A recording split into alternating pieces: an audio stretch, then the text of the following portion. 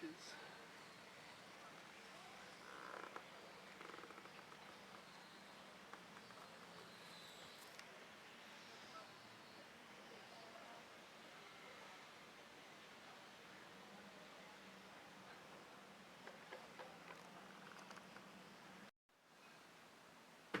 Hey, that took embarrassingly long, longer than I thought. Welcome back. That is me prepping the tape and rounding the edges and trying to see if I can get the non-skid on. Well, the paint and then the sand. I'll show you that process now. It will take some time. I don't know if I'll get it done today. I really want to get it done today, but the prep often takes more time than it ought to. This is being left the way it was. I have to order paint. I'm completely out of paint.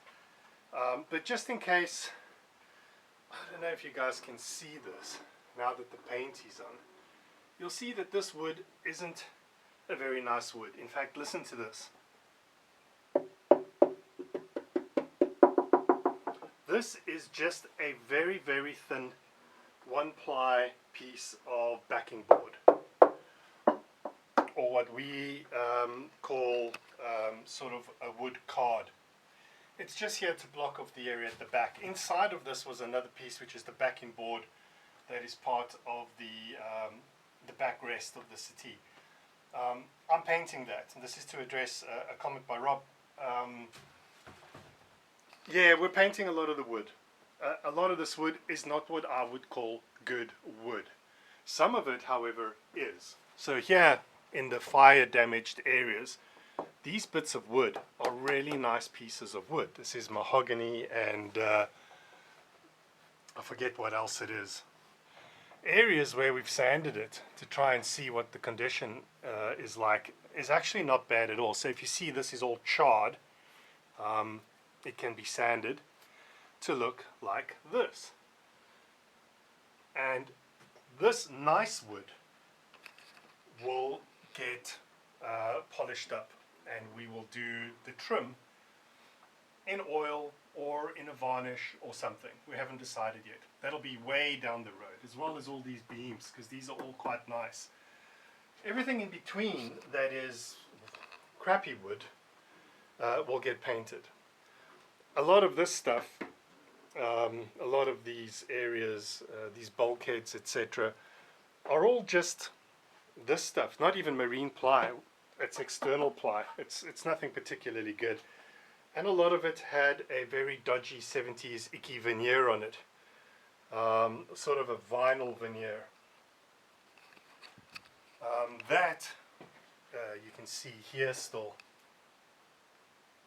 We just painted over that.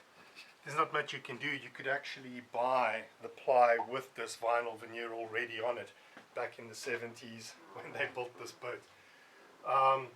So we're just trying to make it a bit nice and less dark and dingy in here. But there are nice pieces of wood that we will sand and we will make pretty again. My hope is that we end up with a clean look and then these beautiful varnished bits in between. I'm hoping that'll look good. That's the decision we've gone with, because the maintenance of it is a bit of an issue. I have friends that have beautiful old wooden boats, and all they do for about 2-3 months a year is literally take care of the wood. I don't want to do that, not for crappy old wood. I don't mind for the nice bits of wood. But yeah, so let's see if I can get back to the deck, and that means I need to sieve all the sand. So let me show you that.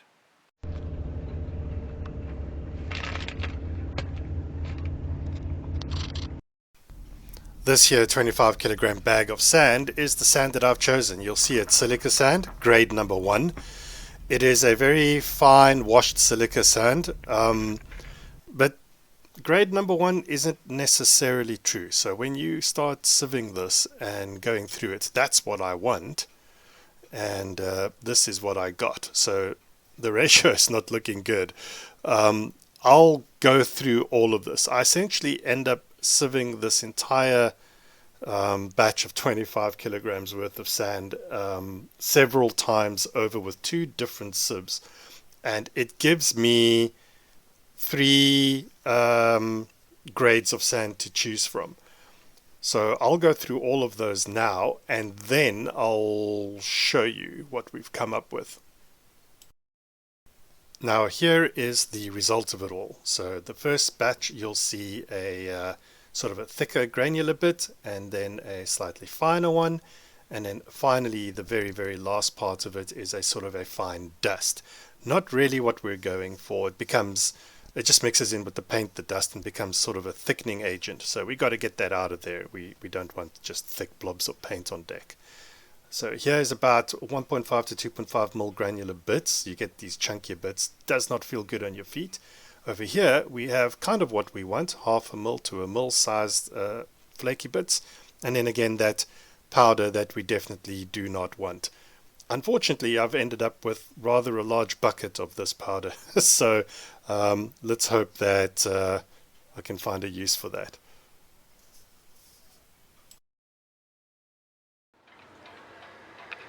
Alright, out of a 25 kg bag, still got about 5 left. A ton of that.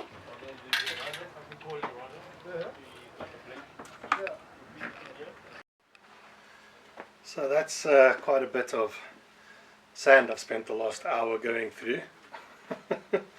Wow.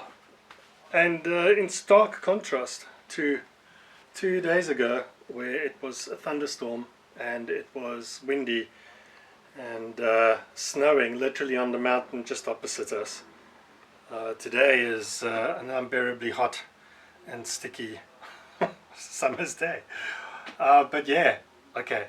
I think what I need to do now is mix up the paint and do those sample areas up front and hope it works out. Let's go through the process and test it out. Yeah. Alright, so here is the paint. It's been standing for a bit. Unfortunately, I'm going to need to mix it. What I do find interesting is that there's immediately weird stuff in there that I've just opened from under the lid. How did that get in there, and where did it come from, and what the hell is it? I have no idea. The paint that we've chosen to do this is a very, very, very light grey. It ends up drying a little bit darker than I wanted, but of those sample pieces I did many episodes back, this was the color we went for. So it's a very, very light grey, just to take the glare off of the deck, so that we don't have this blisteringly white glare in our faces all the time. I've been on enough boats to know that I want that glare reduced, and I don't want it too dark because I want to walk on the deck barefoot and not burn my feet. But this is DIY. Let's see how it works out.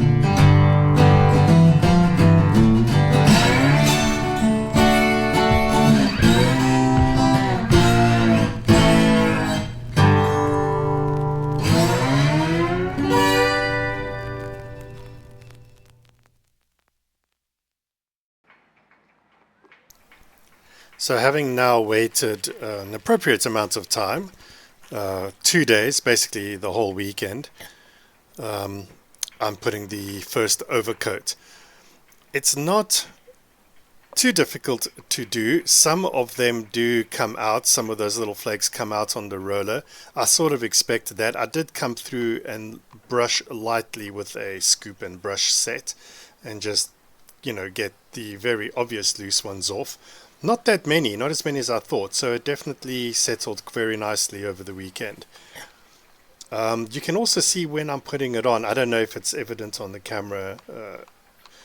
It's hard to tell, but when you're up close, you can actually see it almost getting absorbed by the gravel.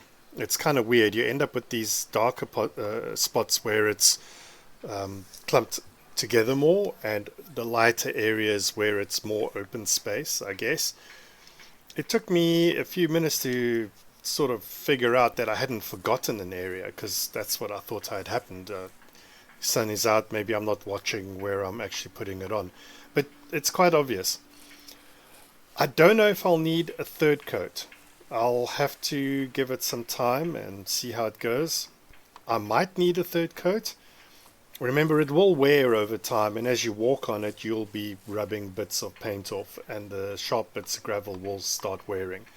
I think most of the ones around here that we've seen ended up with about 3 or 4 coats. Let's see. I think 1 coat over to seal it is more than enough for now, and I'll just watch it over the next couple of months and can always add another coat later.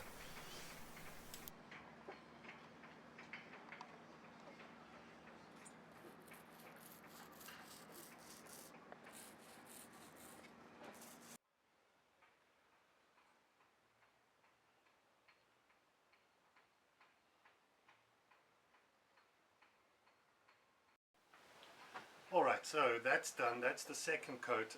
I put it on super thick, like I really put it on, because I know that it's going to absorb and it's going to sit in between the granules, and it might need a third coat, but let's wait and see.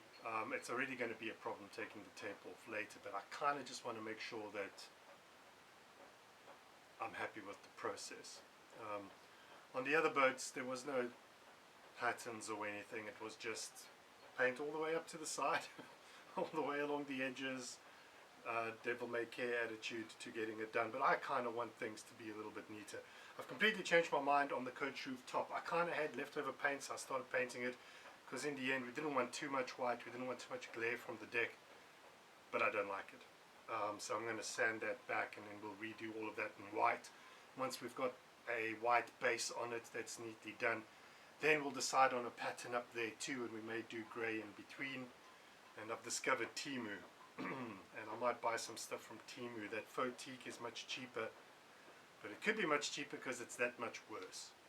So maybe I'll splurge next month and get some of that same faux teak stuff, and see if it's as good as the one we put on Mistress.